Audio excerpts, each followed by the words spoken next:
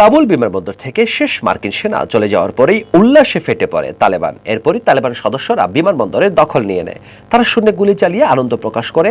তালেবান জানিয়েছে তারাই বিমানবন্দরের নিরাপত্তা নিশ্চিত করবে। বিমানবন্দর চালু রাখতে হলে দুইটি জিনিস প্রয়োজন। প্রথমত, প্রযুক্তির দিকটা দেখতে পারবেন এবং বিমান চলাচলের ব্যবস্থা করতে পারবেন এমন প্রশিক্ষিত কর্মীদের দল। দুই, বিমানবন্দরের ভেতরে ও বাইরে সুরক্ষা নিশ্চিত করবেন এমন প্রশিক্ষিত কর্মীরা।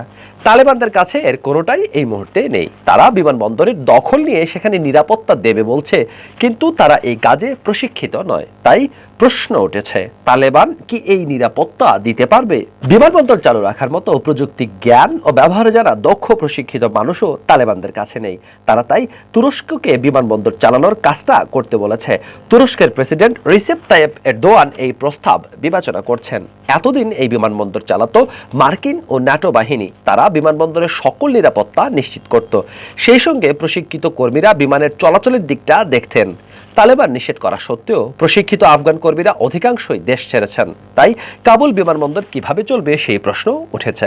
তালেবান মুখপাত্র কাতার ভিত্তিক সংবাদ মাধ্যম আল জাজিরাকে বলেছেন, তালেবানই বিমানবন্দরের নিরাপত্তার দায়িত্ব নেবে। তারাই বিমানবন্দরের ভেতর ও বাইরে নিরাপত্তা নিশ্চিত করবে। সংবাদ সংস্থা এএফপি-কে তালেবান মুখপাত্র বিলাল করিম বলেছেন, আমাদের যোদ্ধা ও বিশেষ বাহিনী বিমানবন্দরের নিরাপত্তা নিশ্চিত করতে পারবে। তার জন্য অন্য কারো সাহায্যেরও দরকার হবে না। কিন্তু দক্ষিণ এশিয়া বিশেষজ্ঞ এবং ওয়াশিংটনের উইলসন সেন্টার থিঙ্ক ট্যাঙ্কের সদস্য কুগেলম্যান বলেছেন, যদি এয়ারলাইন্সগুলোকে ফিরিয়ে আসতে হয় তাহলে বিদেশি নিরাপত্তা কর্মীদের সেখানে থাকা জরুরি। কারণ বিমানবন্দরের নিরাপত্তা নিয়ে এয়ারলাইন্সের শঙ্কা থাকাটা স্বাভাবিক।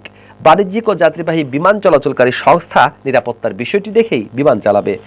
কাতারের পররাষ্ট্রমন্ত্রী ফিনান্সিয়াল এক্সপ্রেসকে জানিয়েছেন, বিমানবন্দর পরিচালনার ক্ষেত্রে তালেবান বিদেশি সহায়তা গ্রহণ করুক, এটা তারা চান। তারা তালেবানকে এটাই বোঝানোর চেষ্টা করছেন যে বিমানবন্দরের নিরাপত্তার অনেকগুলো দিক আছে, সেখানে প্রশিক্ষিত নিরাপত্তা রক্ষী দরকার। অন্যদিকে মার্কিন পররাষ্ট্র মন্ত্রণালয়ের মুখপাত্র নেড প্রাইস বলেছেন, তারা আফগান জনগণকে বিমানবন্দর ফিরিয়ে দিয়েছেন।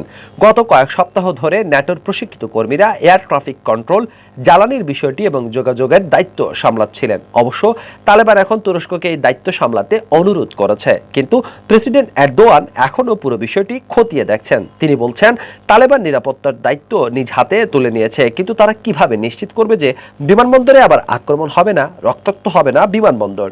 প্রশিক্ষিত কর্মী ছাড়া বিমানবন্দর চালানো সম্ভব নয়, কিন্তু তালেবানের ভয়ে প্রশিক্ষিত আফগানরা কাবুল ছেড়ে বিদেশে পাড়ি দিয়েছেন। তাই প্রশ্ন থেকেই যাচ্ছে, এত প্রশিক্ষিত কর্মী কোথা থেকে পাবে তালেবান?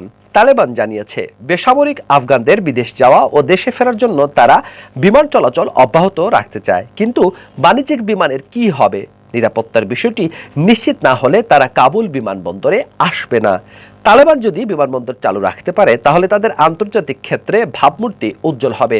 যুক্তরাষ্ট্র জানিয়েছে, তাদের সেনা চলে আসার পর কাবুল বিমানবন্দরে এখন এয়ার ট্রাফিক কন্ট্রোল ব্যবস্থা কাজ করছে না। আগাম অনুমতি ছাড়া কোনো মার্কিন বেসামরিক বিমান কাবুলে যেতে পারবে না। কাবুল বিমানবন্দরের অবস্থা তাই একেবারেই ভালো নয়। তালেবান কাবুল দখল করার পর বিমানবন্দরে বিশৃঙ্খলা দেখা দেয়, ফলে অনেক জরুরি অবকাঠামো নষ্ট হয়ে গেছে। মার্কিন কর্মকর্তারাও জানিয়েছেন, বিমানবন্দরের অবস্থা শোচনীয়। তবে আশার কথা এই যে রানওয়ে এখনো ঠিকই আছে।